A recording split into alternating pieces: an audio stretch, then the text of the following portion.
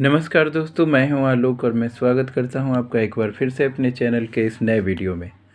आज के इस वीडियो में हम लोग अपने वीडियो सीरीज को आगे बढ़ाते हुए जिसमें हम लोग कॉम्प्लेक्स टॉपिक को आसान तरीके से करने जा रहे हैं, उसमें आज के इस नए वीडियो में हम लोग बात करेंगे एक ऐसे टॉपिक पे जो हमारे एग्ज़ाम में बहुतों बार देखा जाता है और बहुत लोग इसको छोड़ देना ज़्यादा पसंद करते हैं। तो यहाँ एक एक क्वेश्चन का महत्व है।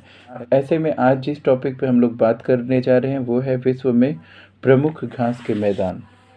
तो कैसे हम लोग इसमें याद करें इसको आसान तरीके से, वो बात करेंगे। बात करें तो विश्व में जो भी घास के मैदान हैं उसको अमूमन दो भागों में बांटा गया है। एक तो उष्णकटिबंधीय घास के मैदान और दूसरा शीतोष्णकटिबंधीय घास के मैदान। बात करें अगर तो उष्णकटिबंधीय घास के मैदान जो पाए जाते हैं वो 0 डिग्री भूमध्य रेखा से 30 डिग्री उत्तरी अक्षांश और 30 डिग्री दक्षिणी अक्षांश के बीच में पाए जाते हैं। यहाँ अक्षांश कहने का मतलब है लैटिट्यूड, ठीक है। और शीतोष्ण कटिबंधीय घास के मैदान की बात करें तो ये 30 डिग्री उत्तरी अक्षांश और 30 डिग्री दक्षिण अक्षांश से बाहर का जो एरिया रहेगा उधर पाया जाएगा। अब बात हम लोग कर ले कि कौन सा घास का मैदान कहाँ पाया जाता है, और उनको जनरली जो क्वेश्चन पूछे जाते हैं वो पूछे जाते हैं इनके स्थानीय नामों से।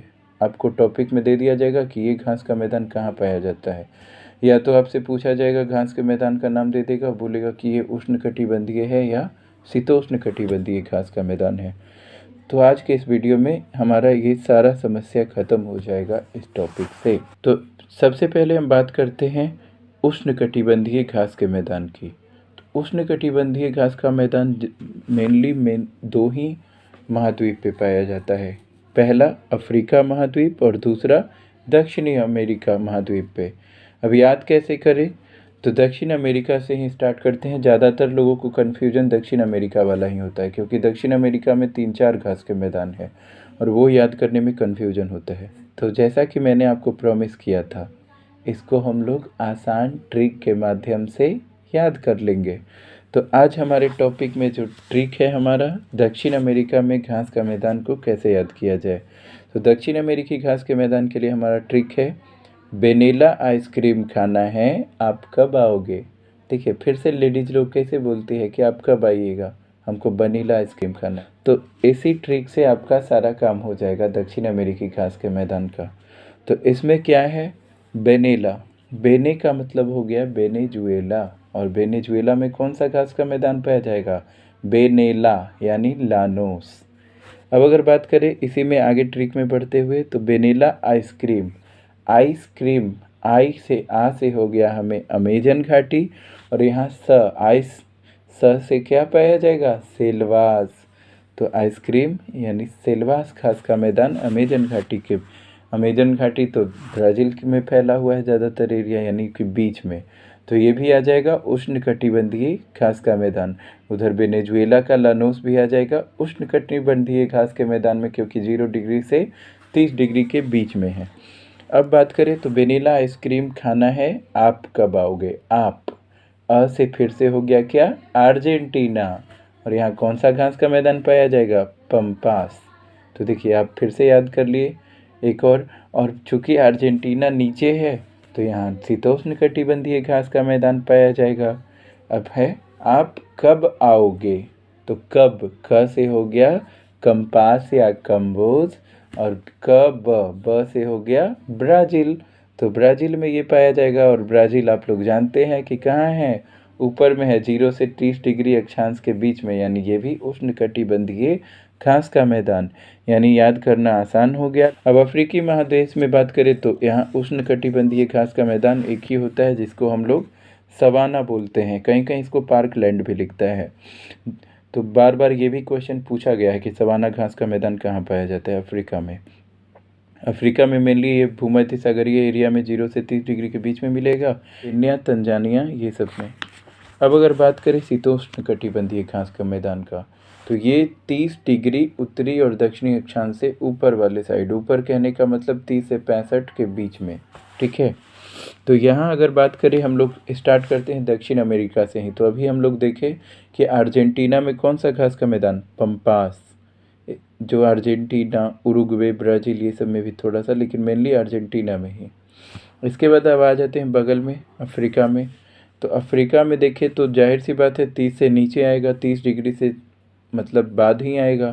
तो ये दक्षिण अफ्रीका में, दक्षिण अफ्रीका में जो घास का मैदान है वेल्ड नाम का, ये बहुत बार पूछा गया है। तो वेल्ड याद कर लेंगे हम लोग। देखिए कैसे हुआ, दक्षिण अमेरिका पंपास अर्जेंटीना, और दक्षिण अफ्रीका वेल्ड।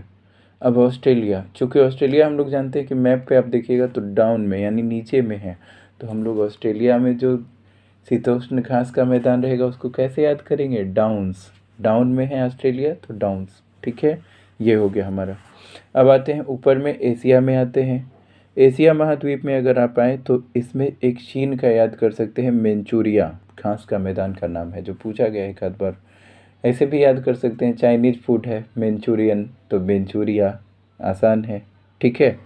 अब बगल में आए अपने पड़ोसी यूरोप में, ऐसे कभी कभी अगर आप देखें तो एशिया में तो हैं ही, कभी कभी ऑस्ट्रेलिया के बगल में न्यूजीलैंड से आपको मिल जाएगा क्वेश्चन, कैंटरबरी। कैंटरबरी भी न्यूजीलैंड में पाया जाता है, ठीक है।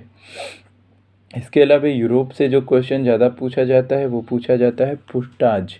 पुष्टाज हंगरी में एक घास का मैदान है जो शीतोष्ण कटिबंधीय घास का मैदान है। और दूसरा जो यूरोप से ज़्यादा पूछा जाता है वो है स्टेपिज घास का मैदान। स्टेपिज जो है ये यूरेशिया में पाया जाता है, जहाँ यूरोप और एशिया का मिला हुआ क्षेत्र, ठीक है।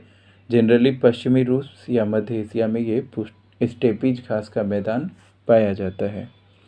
अब बात अगर करें तो रहा हमारा सिर्फ उत्तरी अमेरिका। उत्तरी अमेरिका में जो घास का मैदान शीतोष्ण कटिबंधीय होता है उसको प्रेयरी के नाम से जानते हैं। यहाँ बहुत ज़्यादा मतलब अनाज उपजाया जाता है प्रेयरी घास के मैदान में, और ये पाया कहाँ जाएगा, तो यूएस और कनाडा में।